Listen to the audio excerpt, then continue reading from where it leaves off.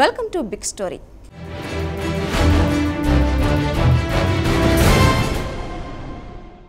నవ్యాంధ్రప్రదేశ్ రాజధానికి అమరావతి పేరును ఖరారు చేస్తూ ఆంధ్రప్రదేశ్ కేబినెట్ ఏకగ్రీవంగా నిర్ణయం తీసుకుంది.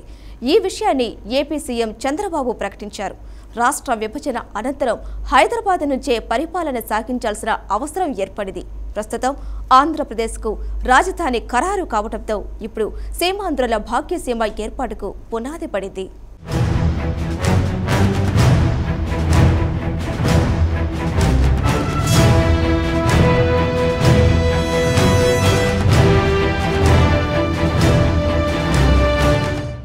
తెలుగువారికి సుమారు 3000 సంవత్సరాల చరిత్ర ఉన్నట్లు చారిత్రక ఆధారాలు ఉన్నాయి.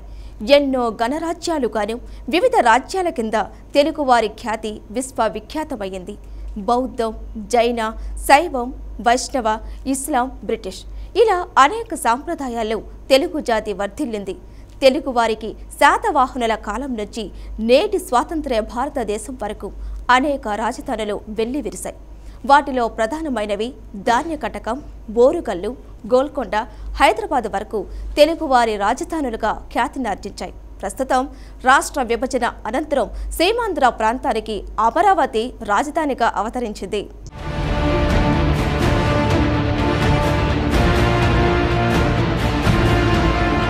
రాజధాని అంటే సకల వ్యవస్థలకు ఆయువు పట్టు లాంటిది. పాలనా వ్యవస్థకు కేంద్ర స్థానం. ప్రస్తుతం రాజులు రాజ్యాలు లేని ప్రజాస్వామ్య వ్యవస్థలో రాజధాని అంటే ప్రజాస్వామ్యానికి తలమాణికం లాంటి స్థానమని అర్థం. సీమాంధ్ర ప్రజల ఆశలు, ఆకాంక్షల కేంద్ర బిందువుగా ఆవిర్భవిస్తున్న ఆంధ్రప్రదేశ్ రాజధానికి ఏ పేరు పెట్టాలన్నది అందరి మదిలో మెదులుతున్న ప్రశ్న. కానీ ఆ ప్రశ్నకు సమాధానం లభించింది. అందరి ఊహలకు భిన్నంగా అక్షర క్రమంలో మొదటిగా వచ్చే అమరావతి రాజధాని పేరుగా స్థిరపడింది.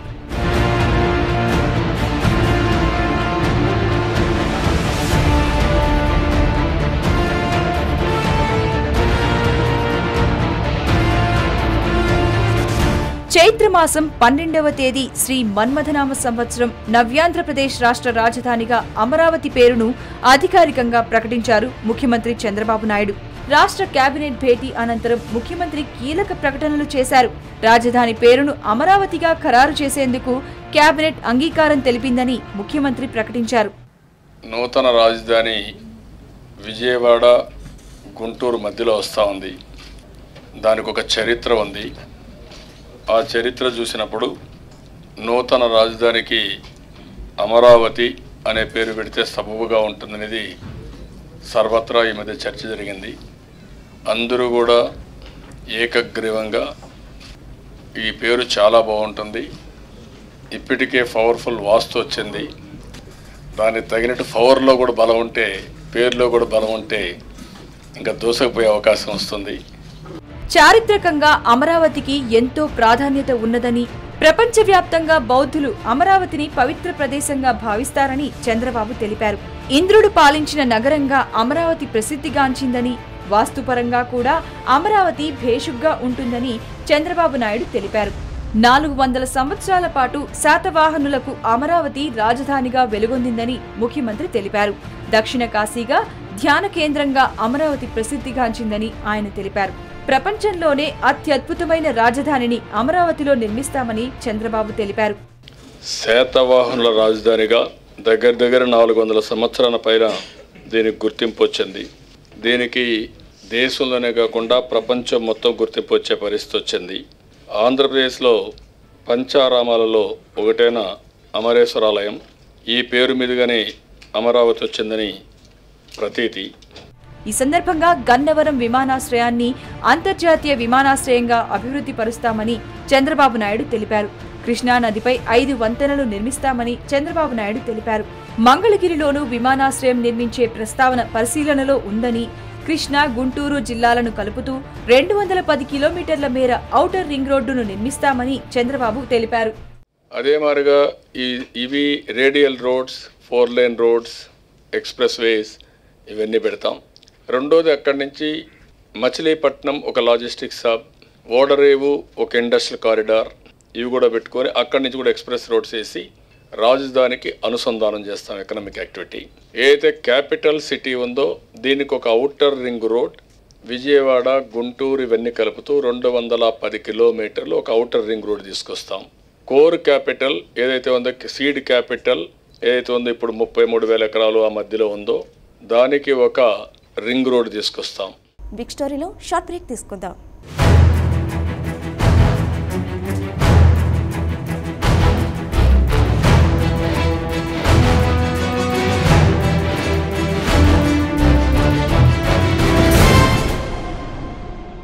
అమరావతి నగర అపురూప శిల్పాలు. తెలుగు తల్లికి మహాకవి శంకరంబాడి మాస్టర్ సమర్పించిన మల్లెపూ దండకు పరిమళాలను అద్దిన మణిదీపాలు. ఈ దీపాల వెలుగులో బిరబిరా కృష్ణప్ప పరుగులెడుతున్న దృశ్యం అమరావతి కథకు అద్వితీయ దర్పణం. కృష్ణానది అనాది జీవనది. అనాదిగా ఉన్న ఈ పునాదిపై వెలిసిన అమరావతి ఆంధ్ర వైభవానికి చెరగని పతాకం.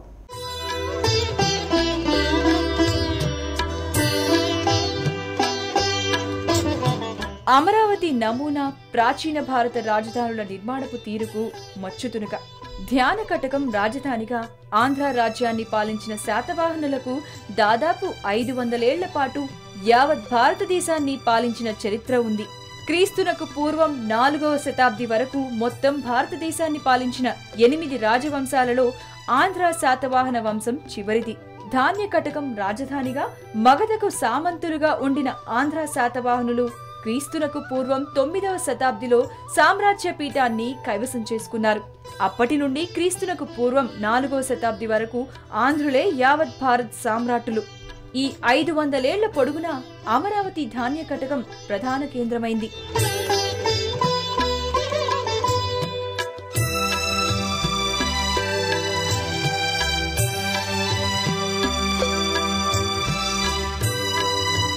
ఆంధ్రులది వేల సంవత్సరాల చరిత్ర. ఋగ్వేదానికి అనుబంధమైన ఐతరేయ బ్రాహ్మణంలో ఆంధ్రుల ప్రస్తావన ఉంది. ఆంధ్రుల రాజధాని అధునాతనంగా ఉండడమే కాదు, వారి ఘన చరిత్రను ప్రతిబింబించాలి. వారి శౌర్య పరాక్రమాలకు నిలువెత్తు సాక్షిగా నిలవాలి. రాజధాని ప్రాంతానికి అతి సమీపంలో ఉన్న అమరావతికి ఆ లక్షణాలన్నీ ఉన్నాయి.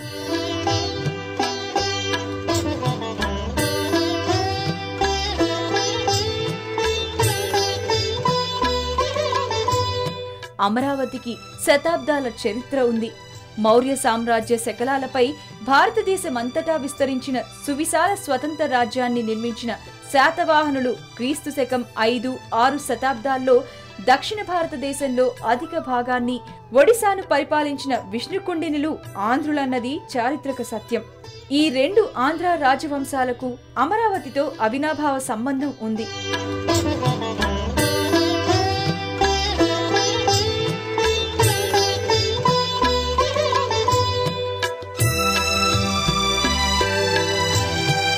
ఇక్ష్వాకులు, పల్లవుల కాలంలోనూ అమరావతి ప్రధాన నగరంగా వెలుగులు విరజిమ్మిందనడానికి చారిత్రక ఆధారాలు ఉన్నాయి. గౌతమ బుద్ధుడు తన మొదటి కాలచక్ర తంత్రాన్ని నిర్వహించింది అమరావతిలోనే. విలక్షణ చారిత్రక నగరంగా, విశిష్ట పర్యాటక క్షేత్రంగా, అన్నింటికీ మించి అధునాతన రాజధానిగాను గుర్తింపు పొందగల పూర్తి అర్హత, స్థాయి అమరావతికి ఉన్నాయి.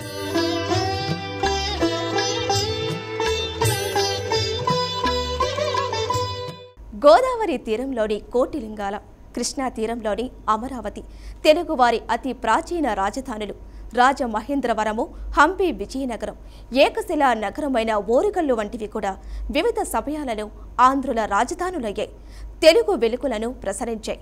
ఈ ప్రాచీన రాజధానుల నిర్మాణ రీతులను, వాస్తుశిల్ప విన్యాసాలను విదేశీ యాత్రికులు, చరిత్రకారులు సైతం ప్రశంసించిపోయారు. అమరావతి అంటే మృత్యువు లేని ప్రదేశం అని అర్థం. క్రీస్తు పూర్వం 500 సంవత్సరంలో అక్కడ సాక్షాత్తు గౌతమ బుద్ధుడు సంచరించాడు. తొలి కాలచక్ర తంత్రాన్ని నిర్వహించాడు. బౌద్ధ ప్రవచనంతో పునీతమై అమరత్వం పొందింది కాబట్టే ఆ ప్రాంతం అమరావతి అయింది అంటారు. తథాగతుడి పవిత్ర అవశేషాలు అమరావతిలో బయటపడ్డాయి.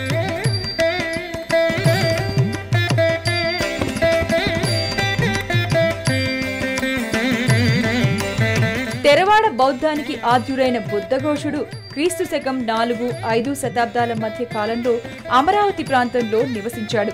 అపర బుద్ధుడిగా విశ్వవిఖ్యాతి గడించిన ఆచార్య నాగార్జునుడు ఇదే ప్రాంతానికి చెందినవాడు.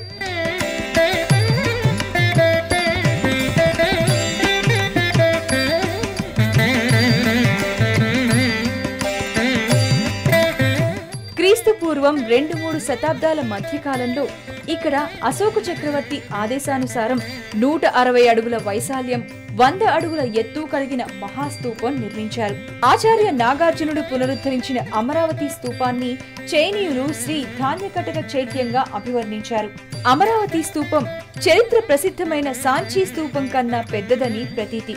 మహాయాన బౌద్ధానికి అదే కేంద్ర బిందువుగా నిలిచింది.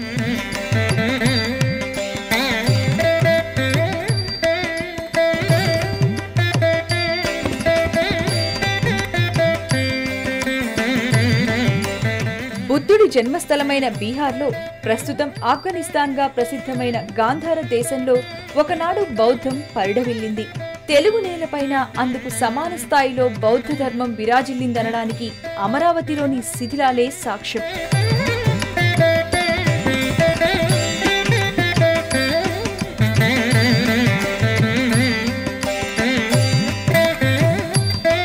శౌర్య పరాక్రమాలకు ప్రతీక అయిన ఆంధ్రజాతికి అమరావతితో విడదీయరాని చారిత్రక అనుబంధం ఉంది.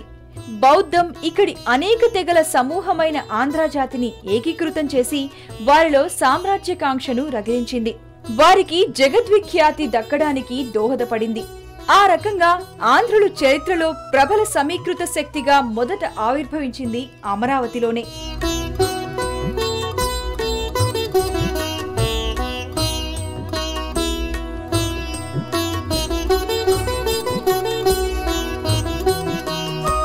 ధాన్య కటకంగా ప్రసిద్ధమైన ఈ ప్రదేశాన్ని రాజధానిగా చేసుకుని పాలన సాగించిన శాతవాహనులు మౌర్య సామ్రాజ్య పతనానంతరం అశాంతిని, అరాచకాన్ని పారదోలి యావత్ దేశానికి తమ పాలన విస్తరించారు.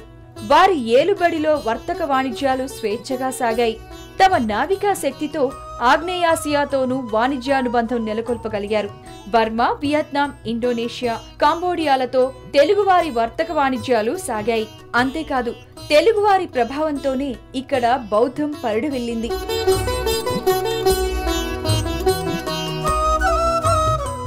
బిగ్ స్టోరీలో మరో షార్ట్ బ్రేక్ తీసుకుందాం.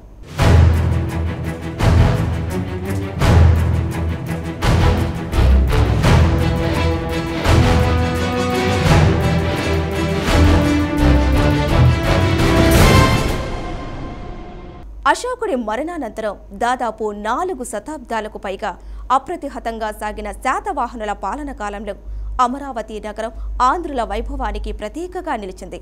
సువిశాల ఆంధ్ర సామ్రాజ్యానికి ఇదే రాజధాని. అంతకుముందు కూడా ఆంధ్రులు మౌర్యుల సామంతులుగా అక్కడి నుంచే పాలన సాగించారు.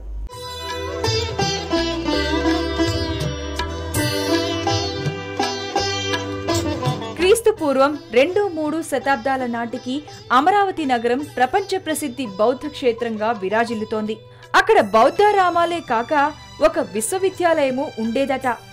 దేశం నలుమూలల నుంచే కాక ఆగ్నేయాసియా దేశాల నుండి వచ్చిన విద్యార్థులు సైతం అక్కడ విద్యనభ్యసించేవారు. చైనాకు చెందిన ప్రసిద్ధ యాత్రికుడు యువాన్ చాంగ్ అమరావతిలో బౌద్ధ అభిధర్మాన్ని అధ్యయనం చేశాడని ప్రతీతి.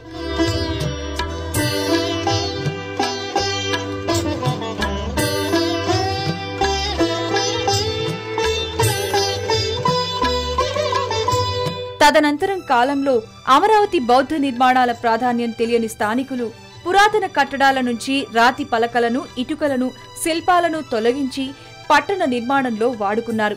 ఆ క్రమంలో ప్రపంచ ప్రసిద్ధిగాంచిన బౌద్ధ స్తూపం ధ్వంసమైంది.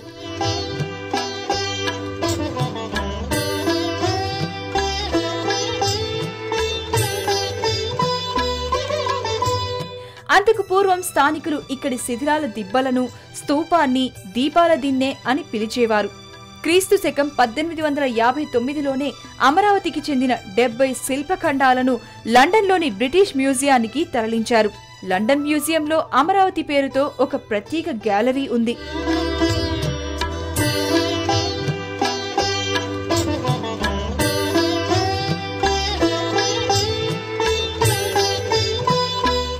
అమరావతి పేరు ఖండాంతర ఖ్యాతి పొందింది. బౌద్ధమత ప్రాభవం కాలక్రమంలో సన్నగిల్లాక మధ్యయుగాల్లో అమరావతి శైవ మతానికి కేంద్ర స్థానమైంది. ఒకనాటి బౌద్ధాలయమే అనంతరం శివాలయంగా మారిందని చరిత్రకారుల వాదన ఉంది. ఆలయం ఎప్పుడు ప్రారంభమైందన్న నిర్దిష్ట చారిత్రక ఆధారాలేవీ లేవు. కానీ అమరావతిలోని అమరేశ్వరాలయం పంచారామాల్లో ఒకటిగా పేరొందింది.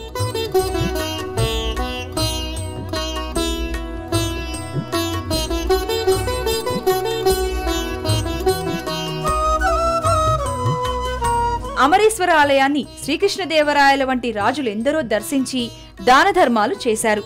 తమ శివప్రీతిని చాటుకున్నారు. శ్రీకృష్ణదేవరాయలు క్రీస్తుశకం 1515లో ధాన్య కటకాన్ని జయించి అమరేశ్వరాలయంలో తులాభారం తూగి ఆ ధనాన్ని దానం చేసినట్లు ఆలయ శాసనం చెబుతోంది. అక్కడి అనేక దాన శాసనాలు ఆలయ విశిష్టతను వెల్లడిస్తున్నాయి. దివాన్ చందూలాల్ ప్రేరణలో నైజాం నవాబు ఈ దేవస్థానానికి 500 ఎకరాల పొలం, ప్రతి సంవత్సరం 1000 రూపాయల నగదు ఇచ్చే ఏర్పాటు చేశారు.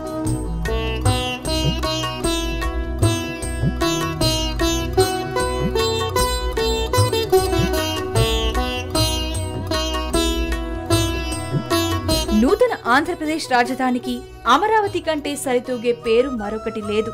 అమరావతి రాజధానిగా ఆంధ్రుల ఖ్యాతి చిరస్థాయి పొందుతుందనడంలో సందేహం లేదు.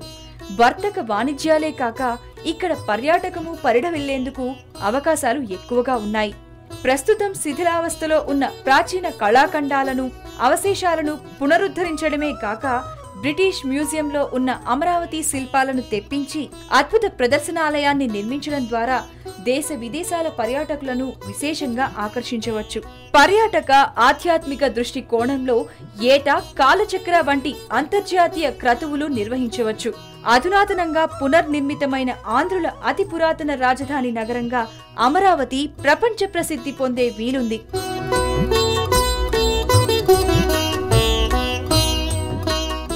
ఇది ఇవాల్టి బిగ్ స్టోరీ. తిరిగి మరో అంశంతో మళ్ళీ కలుద్దాం.